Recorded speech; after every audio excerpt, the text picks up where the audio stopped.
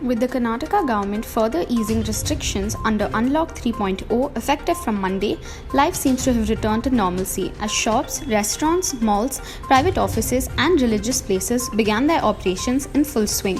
Places of worship across religions and denominations will reopen for the first time in 69 days from Monday. However, no sevas or rituals that involve devotees will be allowed as per the state government's orders. Left out of the unlock process yet again, the film industry has urged the Karnataka government to allow multiplexes and single screens to resume shows. Dr. Jairaj, president of Karnataka Film Chamber of Commerce, said it is unfair to exclude movie theatres from operating when the air-conditioned metro and other public transport services are permitted with 100% occupancy.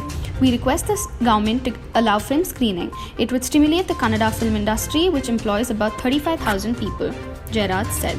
Tamil Nadu Chief Minister M.K. Stalin on Sunday urged his Karnataka counterpart B.S. Yediyurappa not to pursue the Mekidatu project, a day after the latter requested him to not oppose that initiative.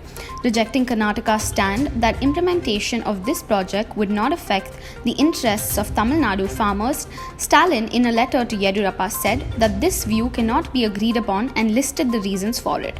On Saturday, the Karnataka Chief Minister appealed to Stalin in a letter to not oppose the Mekidatu Balancing Reservoir cum Drinking Water project and also opposed a bilateral meeting to clear apprehensions. Asserting that the DNA of all Indians is the same, RSS Chief Mohan Bhagwat on Sunday urged that the Muslims do not get trapped in the cycle of fear that Islam is in danger. Addressing an event organized by the Muslim Rashtriya Manch on the theme Hindustani First, Hindustan First, he said that people can't be differentiated on how they worship.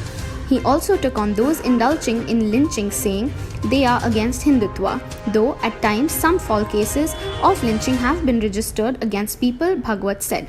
Underlining that development is not possible without unity in the country, the RSS chief stressed that the basis of unity should be nationalism and the glory of ancestors.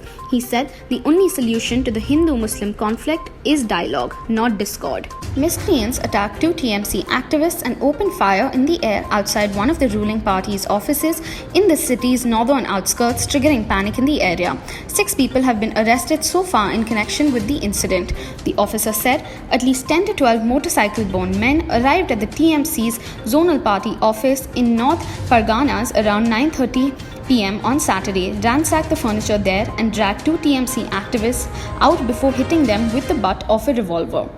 Preschool children devoid of TV or internet facilities would be provided with kits containing activity books, chart papers, and crayons to ensure their education is not disrupted during the COVID-19 pandemic. Minister for Health, Women and Child Development Veena George said on Sunday. The minister said the kits would be distributed to 14,100 children across the state. The CBI has registered a fresh case in the alleged irregularities in the ambitious Gomti Riverfront project in Lucknow, which was undertaken during the tenure of the previous Samajwadi Party government in Uttar Pradesh, where assembly polls are due next year. Officials said the agency started a massive search operation at 42 locations in 13 districts of Uttar Pradesh, Alwar in Rajasthan, and Kolkata in West Bengal on Monday following the registration of the FIR. The Pakistan Army has gifted a rare statue of Buddha to the famous Peshawar Museum to enrich its impressive collection and help boost religious tourism, which attracts hundreds of tourists every year. Every year, monks from different countries visit the Gandhara region, which is known for having one of the world's largest collections of architectural pieces on Buddha. A couple of years ago, the museum's tallest statue of Buddha in Sis Zone was transported to Switzerland for a display there for 100 days at an international exhibition. The Housing Secretary Robert Jenrick on Sunday said the wearing of face coverings in England will become a personal choice and the data that will determine if lockdown restrictions can be lifted this month was looking very positive. Jenrick told Sky News it will be a different period where we as private citizens make these judgments rather than the government telling you what to do. Legal lockdown restrictions are due to be removed on July 19th under the government's roadmap, and Prime Minister Boris Johnson will set out details about the final stage of easing in England in the coming days. Senior foreign executives of major telecommunications firms in Myanmar have been told by the junta that they must not leave the country without permission. A person with direct knowledge of the matter said. A confidential order from Myanmar's Posts and Telecommunications Department in mid-June said senior executives, both foreigners and Myanmar nationals, must seek special authorization to leave the country, the person said. A week later, telecom companies were sent a second letter telling them they had until Monday, July 5th, to fully implement intercept technology they had previously been asked to install to let authorities spy on calls, messages, and web traffic to track users by themselves, the sources said.